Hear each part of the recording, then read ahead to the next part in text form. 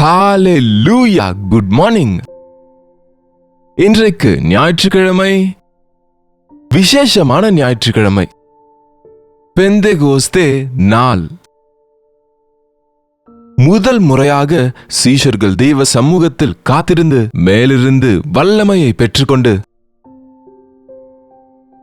வார்த்தையின் வல்லமையை பெற்றுக்கொண்டு தைரியமா உற்சாகத்தோடு சுவிசேஷத்தை அறிவித்த நாள். இந்த காரியங்களை குறித்து இன்றைக்கு கற்றுக்கொள்வோம். வாங்க ஜெபிப்போம். பரிசுத்தரே, உமக்கு நன்றி ஆண்டவரே, இன்னொரு முறை உம்முடைய அபிஷேகத்தை பெற வேண்டும் என்ற ஆசையோடு இந்த ஞாயிற்றுக்கிழமை உம்முடைய வார்த்தையை கேட்க வந்திருக்கிற எங்களை நீங்க சந்தியுங்க, அபிஷேகியும் என்று கிறிஸ்துவின் நாமத்தில் ஜெபிக்கிறோம் பிதாவே, ஆமென். தேவனுக்கு ஸ்தோத்திரம். அப்போஸ்தலரின் நடபடிகள் 2ஆம் அதிகாரத்தை பாருங்க. அப்போஸ்தலரின் நடபடிகள் 2ஆம் அதிகாரம் 1ஆம் வசனம் வாசிக்கிறேன். பெந்தெகோஸ்தே என்னும் நாள் வந்தபோது அவர்கள் எல்லாரும் ஒரே இடத்துக்கு வந்திருந்தார்கள். என்னங்க பெந்தெகோஸ்தேவின் நாள் என்னன்னு கேக்குறீங்களா? பழைய ஏற்பாட்டிலே பாஸ்ஓவர் அப்படின்னா பஸ்காவின் பண்டிகையை அனுசரித்த பிறகு 7 பஸ்காக்களை அவர்கள் செய்த பிறகு, அப்படின்னா 7 × 7 49 நாட்கள், அதற்கு அடுத்த நாளை பெந்தெகோஸ்தே நாள் என்று பழைய ஏற்பாட்டிலேயே எழுதப்பட்டிருக்கு. உங்க சர்ச்சில் இதை பத்தி சொல்லுவாங்க, கல்வரி சர்ச்லயும் இதை நம்ம பேச போறோம். இது அனுதின தியானம் தான், ஆகவே சுருக்கமா சொல்கிறேன். பெந்தெகோஸ்தே நாள் அப்படின்னா இயேசு கிறிஸ்து உயிர்த்தெழுந்த பின்பு 50வது நாள். இயேசு ஆண்டவர் உயிர்த்தெழுந்த பின்பு 40 நாட்கள் அநேகருக்கு அநேக சந்தர்ப்பங்களில் தன்னை தான் நிரூபணங்களோடு வெளிப்படுத்தினார், தாம் உயிர்த்தெழுந்தவர் என்று காண்பித்தார். கிட்டத்தட்ட 500 பேர் பார்க்கும்போது அவர் வானத்துக்கு ஏறி போனார் என்று அவர்கள் இன்னும் பார்த்து கொண்டிருக்கையில், இந்த இயேசுவானவர் எப்படி உங்கள் கண்களுக்கு முன்பாக வானத்துக்கு எழுந்தருளி போனாரோ அப்படியே அவர் மறுபடியும் வருவார் என்று அங்கே வானத்திலிருந்து வந்த தூதர்கள் சொன்னாங்க. அதற்கு முன்பே ஆண்டவர் அப்போஸ்தலரின் நடபடிகள் 1ஆம் அதிகாரம் 8ஆம் வசனத்தில் பார்த்தா, பரிசுத்த ஆவி உங்களிடத்தில் வரும்போது நீங்கள் பலன் அடைந்து நீங்கள் எருசலேமிலும் யூதேயா முழுவதிலும் சமாரியாவிலும் பூமியின் கடையாந்திரங்களிலும் எனக்கு சாட்சிகளாயிருப்பீர்கள் என்றார். மட்டுமல்ல, லூக்காவின் சுவிசேஷத்தில் அவர் உயிர்த்தெழுவதற்கு முன்பே கூட லூக்காவின் சுவிசேஷம் 24:48 வசனத்தில், நீங்கள் இவைகளுக்கு சாட்சிகளாயிருக்கிறீர்கள், என் பிதா வாக்குத்தத்தம் பண்ணினதை இதோ நான் உங்களுக்கு அனுப்புகிறேன், நீங்களோ உன்னதத்திலிருந்து வரும் பலனால் தரிப்பிக்கப்படும் வரைக்கும் எருசலேம் நகரத்தில் இருங்கள் என்றார். நாம் வாக்குத்தத்தம் பண்ணினபடி தேற்றரவாளனை உங்களிடத்துக்கு நான் அனுப்புகிறேன், பரிசுத்த ஆவி உங்களிடத்தில் உங்கள் மேலே வரப்போகிறாரு, ஆகையால் நீங்கள் உன்னதத்திலிருந்து வருகிற பரிசுத்த ஆவியானவரை பலனை நீங்கள் பெறும்படிக்கு நீங்கள் ஜெபத்திலே நிலைத்திருங்கள் என்று சொன்னாரு. அதே போல அவர் எடுத்துக்கொள்ளப்படும் முன்பு கூட பரிசுத்த ஆவி உங்கள் மேல் வரும்போது நீங்கள் பலனடைந்து எருசலேமிலும் யூதாவிலும் சமாரியாவிலும் பூமியின் கடைசி பரியந்தமும் எனக்கு சாட்சிகளாக இருப்பீர்கள் என்று அவர் சொன்னார். இந்த பெந்தெகோஸ்தே நாள், பெந்தெகோஸ்தே என்னும் நாள் வந்தபோது அவர்கள் எல்லாரும் ஒருமனப்பட்டு ஓரிடத்தில் வந்திருந்தார்கள். மேலிருந்து வல்லமையை பெற நீங்க காத்திருக்கணும்னு, சேர்ந்து வரணும்னு சொன்னார்ல. நீங்க அப்போஸ்தலரின் 1ஆம் அதிகாரம் 14ஆம் வசனம் வாசிச்சா, அங்கே இவர்கள் எல்லாரும் ஸ்திரீகளோடும் இயேசுவின் தாயாகிய மரியாளோடும் அவருடைய சகோதரரோடும் கூட ஒருமனப்பட்டு ஜெபத்திலும் வேண்டுதலிலும் தரித்திருந்தார்கள். கிட்டத்தட்ட 120 பேர் அந்த மேல் வீட்டறையில் சேர்ந்து ஜெபிக்கும்போது, இந்த பெந்தெகோஸ்தேவின் நாளில், அதாவது ஆண்டவர் உயிர்த்தெழுந்த 50வது நாளில் என்ன ஆனதோ ஒரு அற்புதமான விஷயத்தை இங்கே பார்க்கிறோம். அதுவரைக்கும் பேதுரு மற்ற சீஷர்கள் எல்லாரும் கூட இன்னும் பலவீனரா இருக்கிறாங்க, இன்னும் பயம் இருக்கு, இன்னும் சந்தேகங்களும் இருக்கு, ஒரு கலக்கம் இருக்கு. ஆனா எப்போது அவர்கள் பரிசுத்த ஆவினாலே அபிஷேகிக்கப்பட்டார்களோ, மேலிருந்து வரும் பலனை பெற்றாங்களோ, வல்லமையை பெற்றாங்களோ, அவர்கள் சுவிசேஷத்தை தெளிவாக தைரியமாக சொல்லத் தொடங்கினார்கள். இன்றைக்கும் தேவனுடைய வார்த்தையை அறிவிப்பதற்கு தியாலஜி ட்ரைனிங் வேண்டுமென்றோ அல்லது நல்ல பேச்சு திறமை வேண்டுமென்றோ அல்லது நல்ல சொற்கள் வேண்டுமென்றோ மற்றும் ஏதோ ஏதோ என்று நினைக்கிறோமே தவிர, மேலிருந்து பலனை பெற்றவன் தன்னுடைய வார்த்தைகளில் தேவனுடைய சக்தி இருப்பதனால, தேவனுடைய வார்த்தைகளா இருப்பதனால அதனுடைய கருத்து தேவனுடைய வார்த்தை இருபுறமும் கருக்குள்ள பட்டயத்தை போல உள்ளத்தின் ஆழத்திற்குள் நுழைந்து ஆத்மாவையும் ஆவியையும் நினைவுகளையும் யோசனைகளையும் வகையறுக்கிறது என்ற விஷயத்தை நம்ம உணர்ந்தா, என் வார்த்தை நெருப்பை போலும் கண்மலையை நொறுக்கும் சம்மட்டியை போலும் இருக்கிறது அல்லவோ என்றது போல பரிசுத்த ஆவியானவரின் பலத்தினால் பேசின தேவ வார்த்தைகள் மனுஷருடைய இருதயத்தை, கடின இருதயங்களை கரைய செய்யும், சோர்ந்து போனவர்களை ஆதரிக்கும். ஒவ்வொரு இருதயத்தையும் பரிசோதித்து நம்முடைய இருதயத்தின் நிலைமையை நமக்கு முன்பு வைத்து நம்முடைய நிலைமையை நாம் அறிந்து மனம் திரும்பும்படிக்கு உணர்த்துதல் உண்டாகும்படி பரிசுத்த ஆவியானவர் கிரியை செய்வார். அவர்கள் எல்லாரும் மேல் வீட்டு அறையில் இருந்தபோது என்ன ஆனதென்று வாசிப்போம்.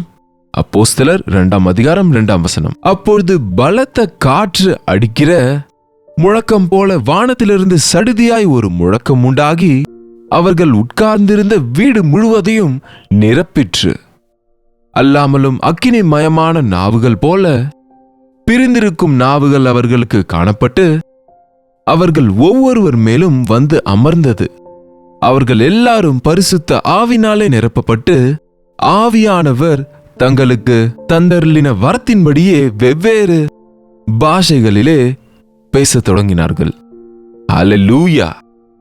முதல் முறையாக பரிசுத்த ஆவியானவரின் அபிஷேகம் அக்கினி நாவுகள் போல பிரிந்திருக்கும் நாவுகள் போல அவர்கள் மேல் வந்து அமருவது, பரிசுத்த ஆவியானவரால் அவர்கள் வரங்களை பெற்றுக்கொள்வது, அவர்கள் தைரியமாக வெவ்வேறு பாஷையிலே அநேக பாஷைகளிலே பேசத் தொடங்கினார்கள்.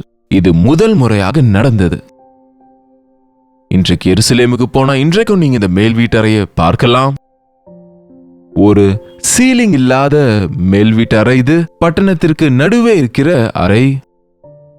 எருசலேமிலே அநேக பண்டிகைகள் நடக்கும். அதனுடைய அந்த பண்டிகை நிமித்தமாக ஹார்வெஸ்ட் ஃபெஸ்டிவல், அறுப்பின் பண்டிகை நாளிலே ஒரு பண்டிகையாக நன்றி செலுத்த வர வேண்டும் என்ற போது அநேகர் எருசலேமுக்கு அந்த நாள் வந்திருந்தாங்க. பண்டிகைக்கு எல்லாரும் ஆலயத்துக்கு வருவாங்க. அன்றைக்கு ஆலயம் எருசலேமில் மட்டும்தான் இருந்ததுங்க. எந்த தேசத்தாரா இருந்தாலும் எந்த பாஷைக்காரரா இருந்தாலும் அந்த ஆலயத்துக்கு தான் வரணும். ஆகவே அந்த காரணத்துக்காக அநேக மொழி பேசுகிற அநேக யூதர்கள் மற்றும் அந்நியர்கள் அங்கே வந்திருந்தாங்க. அநேக ஜாதியார், அநேக ஜனங்க அங்க சேர்ந்து அங்கே கொண்டாட்டம் நடந்திருக்கிற நிலைமையில் பரிசுத்த ஆவியானவர் அக்கினி நாவாக அவர்கள் மேலே வந்து அமர்ந்தபோது பெரிய முழக்கம், ஒரு சத்தம் வந்தது. 2வது வசனத்தை பாருங்க. அப்பொழுது பலத்த காற்று அடிக்கிற முழக்கம் போல் சடுதியாய் ஒரு முழக்கம் உண்டாகி, காற்றின் சத்தம் போல ஒரு சத்தம் உண்டாகி மற்றும் அக்கினி ஜுவாலைகள், வெளிச்சம். ஆட்டோமேட்டிக்கா அந்த பகுதியில் இருந்தவர்கள் அனைவரும் வானத்திலிருந்து வந்த அந்த வெளிச்சத்தை பார்த்து, அந்த சத்தத்தை கேட்டு, அந்த அக்கினி மயமான நாவுகளை பார்த்து, அந்த மேல் வீட்டு அறையிலே இறங்குவதை பார்த்து அனைவரும், அந்த எருசலேம் நகரத்தில் இருந்த அனைவரும் அங்க என்ன இருக்கோ என்று பார்க்கும்படி அங்கே ஓடி வந்திருப்பாங்க. எல்லா ஜாதியாரும், எல்லா மொழி பேசுகிறவர்களும், பல விதமான நிலைமையில இருக்கக்கூடியவங்க, பண்டிகைக்காக வந்திருந்த அவர்கள் எல்லாரும் அங்கே வந்து அந்த மேல் வீட்டறையை சுற்றி நின்றபோது என்ன ஆனது? அப்போஸ்தலர் நடபடிகளையே பார்க்கிறோம். 2ஆம் அதிகாரம் 5ஆம் வசனத்திலே, வானத்தின் கீழ் இருக்கிற சகல தேசத்தாரிலும் இருந்து வந்த தேவ பக்தியுள்ள யூதர்கள் அப்போது எருசலேமிலே வாசம் பண்ணினார்கள். வானத்தின் கீழ் இருக்கிற சகல தேசத்தாரிலும் இருந்து வந்த தேவ பக்தியுள்ள யூதர்கள் அப்போது எருசலேமிலே வாசம் பண்ணினார்கள். அந்த சத்தம் உண்டான போது திரளான ஜனங்கள் கூடி வந்து, கூட்டம் கூட்டமாக கூடி வந்து, ஒவ்வொருவரும் தங்கள் தங்கள் பாஷையிலே அவர்கள் பேசுகிறதை கேட்டபடியினால் கலக்கமடைந்தார்கள். திரளான ஜனங்கள் கூடி வந்து பலவிதமானவங்க, வானத்தின் கீழ் இருக்கிற சகல தேசத்திலிருந்து வந்தவங்க, வேற வேற பகுதியிலிருந்து வந்தவங்க, வேற வேற மொழியை பேசுகிறவங்க எல்லாரும் அங்க இருக்கும்போது அங்க பேதுரு பேசுகிற அந்த வார்த்தைகள், அவர் ஏதோ ஒரு மொழியில பேசுறாரு, ஆனா அங்க இருக்கிற ஒவ்வொருவருக்கும் அவங்க மொழியில அது அவங்களுக்கு புரியுது. அல்லேலூயா. அந்த வரம் இருந்தா இப்ப டிரான்ஸ்லேட்டர்ஸ் வைக்க வேண்டிய அவசியமே இல்லை.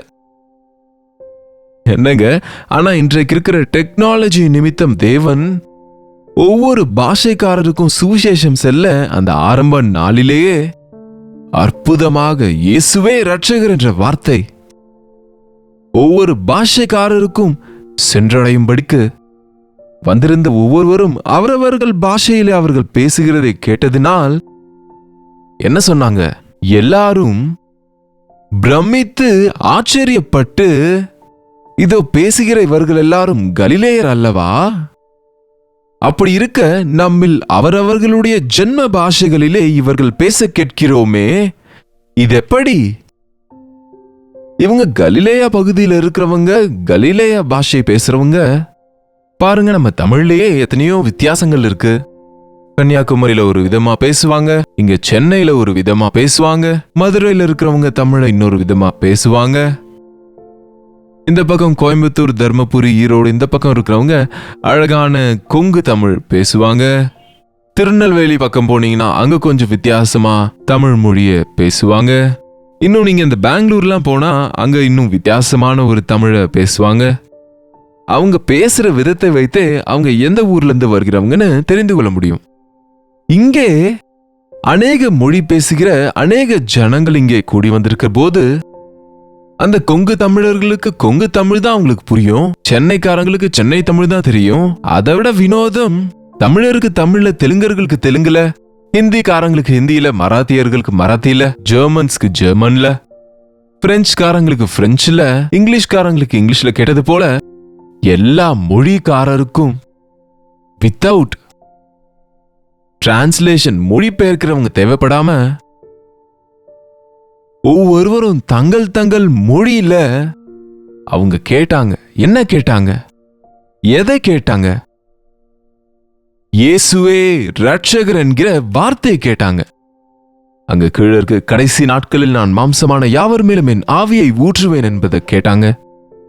இயேசு கிறிஸ்துவை நீங்கள் சிலுவையில் அறைந்தீர்கள், ஆனால் அவர் உயிர் தெழுந்தார் என்கிற சுவிசேஷம் அறிவிக்கப்படுகிறதை பார்க்கிறோம். தைரியமாக வல்லமையோடு கமாண்ட் தேவனுடைய வசனத்தை சொல்லும்போது தயங்க கூடாதுங்க. நினைக்கிறேன் இப்படி இருக்கும் என்பது கிடையாது. There, the word of God. தேவனுடைய வார்த்தை வல்லமை உள்ளது. அவர்களுக்கு தெளிவாக அவர்கள் மொழியில் பேசின போது நீங்க இங்க கணக்கு போட்டு பார்த்தா இங்க கிட்டத்தட்ட 14 பகுதியிலிருந்து வந்த ஜனங்க 14-15 மொழி பேசுகிறவங்க இருக்காங்க. ஒரு முறை பாருங்க, இந்த 9வது வசனத்தில் பார்த்தரும், மேதரும், ஏலாமீத்தரும், மெசபத்தோமியா, யூதேயா, கப்பதோக்கியா, பொந்து, ஆசியா, பிரிகியா, பம்பிலியா, எகிப்து என்னும் தேசத்தார்களும், சீரேனே பட்டணத்தை சுற்றியிருக்கிற லிபியாவின் திசைகளிலே குடியிருக்கிறவர்களும், இங்கே சஞ்சரிக்கிற ரோமாபுரியாரும், யூதரும், யூத மார்க்கத்தை அமைந்தவர்களும், கிரேத்தரும், அரபியரும் ஆகிய நாம் நம்முடைய பாஷைகளிலே இவர்கள் தேவனுடைய மகத்துவங்களை பேச கேட்கிறோமே என்றார்கள். எத்தனை பாஷையோ பாருங்க. ரோமன்ஸ் இருக்கிறாங்க, யூதர் இருக்கிறாங்க, என்னங்க அரபியர் இருக்கிறாங்க. அவங்க எல்லாம் அவங்க மொழியில என்ன கேட்கிறாங்க? தேவனுடைய மகத்துவங்களை பேச கேட்கிறோமே என்று, ரட்சிப்பின் சுவிசேஷத்தை கேட்கிறோம் என்று, உண்மையான இரட்சகரை குறித்து கேட்கிறோம் என்று அவர்கள் எல்லாரும் ஒருவரோடு ஒருவர் சொல்லிக்கொண்டு பிரமித்து, என்னங்க பாருங்க, இயேசு கிறிஸ்து இந்த பகுதியில மட்டுமே, கலிலேயாவில மட்டுமே அவர் ஊழியம் செய்தார். அவர் யூதர்கள் நடுவில் இருந்தது போலதான் கிட்டத்தட்ட காணப்படுது. அந்த பாலஸ்தீனாவில மட்டுமே அவர் ஊழியம் செய்தார். அதுவும் கொஞ்ச இடத்தில் மட்டுமே. ஆனா இயேசு கிறிஸ்து எல்லாருக்கும் ஆண்டவர். வானத்தின் கீழ் இருக்கிற எல்லா தேசத்திலிருந்து வந்த அனைவருக்கும், அந்தந்த பாஷை பேசுகிறவர்களுக்கு ஒரே முறை ஏக்தம் என்று சொல்லுவாங்கல்ல, என்னங்க, regional ministry. What happen, international ministry ஆனது போல ஒவ்வொருவருக்கும் அவரவர்கள் மொழியில சுவிசேஷம் கேட்கப்பட்டது. அவர்கள் அவரவர்களுடைய பகுதிக்கு சென்று அவர்கள் கேட்ட விஷயத்தை பகிர்ந்து கொண்டார்கள். அதுபோல இயேசுவே இரட்சகர் என்ற வார்த்தை பூலோகத்தின் கடைசி பரியந்தம் அப்பொழுதிலிருந்து இப்போது வரை சென்று கொண்டேதான் இருக்கிறது. இந்த பெந்தெகோஸ்தே நாளிலே நீங்க பரிசுத்த ஆவியின் வல்லமையை பெற்றுக்கொண்டீங்களா? பாஷைகள் பேசுவது ஆவியானவர் கொடுக்கிற வரங்களில் ஒரு வரம். பரிசுத்த ஆவியானவர் அநேக வரங்களை நமக்கு கொடுக்கிறார். இன்னொரு முறை நீங்க கொரிந்தியருக்கு எழுதின நிருபம் 12ஆம் அதிகாரம் மற்றும் சில வேத பகுதிகளை அது விவரமா பேசும். நீங்க அதை வாசித்தா நீங்க முழுமையாக புரிந்து கொள்ளுவீங்க. தேவனுடைய வல்லமை நம்மேல் இருக்கும்போது, தேவ ஆவியினாலே நம்ம அபிஷேகிக்கப்பட்டிருக்கும் போது, இதை கவனிங்க, நம்ம பெலன் அடைவோம். பாவத்தை ஜெயிக்கிற பெலன், சாத்தானை ஜெயிக்கிற பெலன், சரீர இச்சைகளை ஜெயிக்கிற பெலன், உலகத்தையே ஜெயிக்கிற பெலன், ஆவிக்குரிய பெலன் தேவன் நமக்கு கொடுக்கிறாருங்க. அப்படிப்பட்ட பெலனை தேவன் நம் ஒவ்வொருவருக்கும் கொடுப்பாராக. பரிசுத்தரே, அன்புள்ள தகப்பனே, இன்னொரு முறை இந்த பெந்தெகோஸ்தே நாளிலே ஆவியினால் ஆண்டவரே, யார் யார் எங்கெங்கிருந்து உம்முடைய வார்த்தைகளை கேட்டுக்கொண்டு இந்த நாளில் சமூகத்தில் காத்திருக்கிறார்களோ அப்படிப்பட்டவங்களை அபிஷேகித்து உம்முடைய வரங்களை பெற்று, பரிசுத்த ஆவியானவரின் பலனை பெற்று, பரிசுத்தத்திலும் கனத்திலும் நாங்க விருத்தி அடையும்படிக்கு இயேசுவே இரட்சகர் என்ற வார்த்தை எல்லா ஜாதியாருக்கும், எல்லா பாஷைக்காரருக்கும், எல்லா வம்சத்தாரும், எல்லா நிலைமையில் இருப்பவர்களுக்கும் அறிவிக்கும்படிக்கு பரிசுத்த ஆவியானவரின் அபிஷேகத்தோடு நடத்தும்படிக்கு கிறிஸ்துவின் நாமத்தில் ஜெபிக்கிறோம் நல்ல பிதாவே, ஆமென். பிதாவாகிய தேவனுடைய அன்பும் குமாரனாகிய இயேசு கிறிஸ்துவின் கிருபையும் பரிசுத்த ஆவியானவருடைய அந்யோன்யமும் ஐக்கியமும் கூடி வந்திருக்கிற நம் அனைவருக்கும் இப்பொழுதும் சதா காலமும் துணையாயிருப்பதாக, ஆமென். தேவனுக்கு ஸ்தோத்திரம். நீங்க எங்கிருந்து பாக்குறீங்களோ உங்க விவரங்களை கமெண்ட் செக்ஷன்ல டைப் பண்ணுங்க. உங்களுடைய ஜப விண்ணப்பங்களுக்கு 8939801234 என்ற நம்பருக்கு நீங்க எங்களுக்கு வாட்ஸ்அப் பண்ணுங்க. உங்க ஜப விண்ணப்பங்கள், உங்க பிரேஸ் ரிப்போர்ட்ஸ் மற்றும் நீங்க பெற்ற நன்மைகளை ஒரு டெக்ஸ்ட் அல்லது வாய்ஸ் மெசேஜ் மூலமாக எங்களுக்கு நீங்க தெரியப்படுத்துங்க. உங்க வாட்ஸ்அப் மெசேஜஸ் பார்க்கிறோம். உங்களுக்காக நாங்க தொடர்ந்து ஜெபிக்க ஆவலோடு இருக்கிறோம். நீங்களும் ஜெபிங்க. தேவன் அற்புதங்களை செய்வாரு. பரிசுத்த ஆவியானவர் உங்களை அபிஷேகித்து வல்லமை உள்ளவர்களா செய்ய நினைக்கிறதுனால இன்னும் பலவீனரா இல்லாம பயத்தின் ஆவியை அல்ல, பலமும் அன்பும் தெளிந்த புத்தியும் இல்ல ஆவியே நமக்கு கொடுத்திருக்கிறார் என்றதை உணர்வோம். கர்த்தருக்கு சித்தமானால் இன்றைக்கு கல்வரி சர்ச்ல நடக்கிற தமிழ் ஆராதனையை உங்களுக்கு லைவ் கொடுக்க முயற்சிக்கிறோம். உங்க சபைக்கு சென்று நீங்க ஆண்டவர் ஆராதிங்க. வந்த பிறகு இன்னொரு முறை நீங்க வசனத்தை கேளுங்க. கர்த்தருக்கு சித்தமானால் நாளைக்கு மீண்டும் உங்களை சந்திக்கிறேன். அதுவரை கர்த்தருடைய கிருபை உங்களுக்கு துணையாக இருப்பதாக.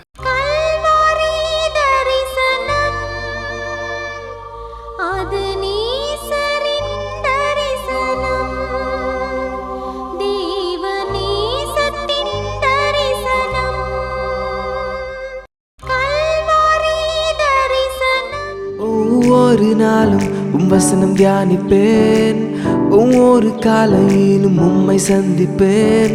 ஒவ்வொரு நாளும் வசனம் தியானிப்பேன், ஒவ்வொரு காலையிலும் உம்மை சந்திப்பேன். என்னோடு பேசும் தெய்வம் நீ, இன்றும் என்னோடு பேசிடும். வார்த்தை ஜீவன் உள்ளது, இன்றே என் வாழ்வை மாற்றிடும். அனுதின தியானம்